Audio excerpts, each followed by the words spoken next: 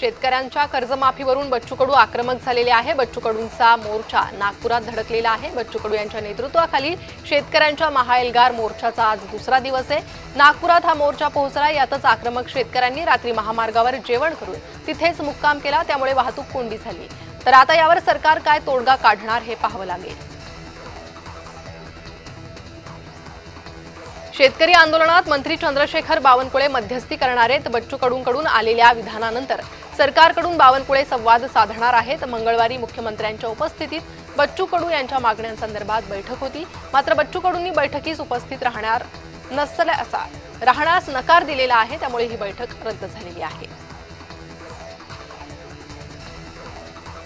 पंतप्रधान नरेंद्र मोदी आज मुंबई दौऱ्यावर आहेत। गोरेगावच्या नेस्कोमध्ये होणाऱ्या कार्यक्रमाला ते उपस्थित असतील। मोदींच्या दौऱ्याच्या पार्श्वभूमीवर वाहतुकीत बदल करण्यात आले। दुपारी 2 ते 8 पर्यंत पश्चिम द्रुतगती मार्गावरून अवजड वाहनांना बंदी घालण्यात आली आहे।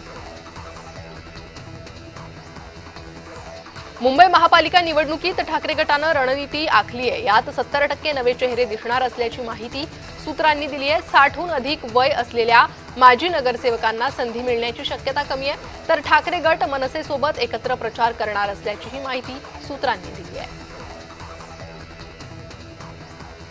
महापालिका निवडणुकीत शिवसेना जिंकलेल्या जागांसाठी आग्रही असल्याची माहिती आहे।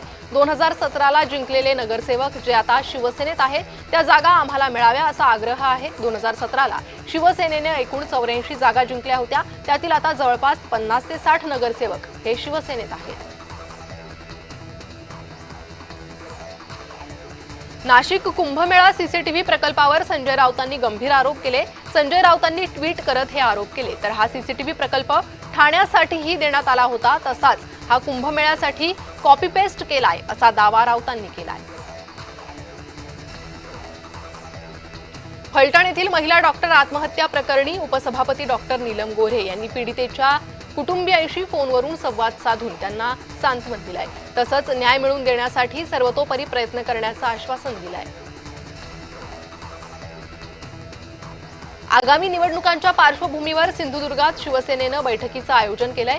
गुरुवारी विधानसभा मतदारसंघनिहाय बैठका होणार असून यावेळी उदय सामंत, दीपक केसरकर आणि निलेश राणे यांच्या उपस्थितीत बैठकींचं आयोजन करण्यात आलंय। राज्यातील बेरोजगार तरुणांची रोजगार देण्याच्या आमिषानं बोगस ॲपच्या माध्यमातून होणारी फसवणूक टाळण्यासाठी उपाययोजनांची अंमलबजावणी करा, असे निर्देश महाराष्ट्र विधान परिषद सभापती राम शिंदे यांनी दिले।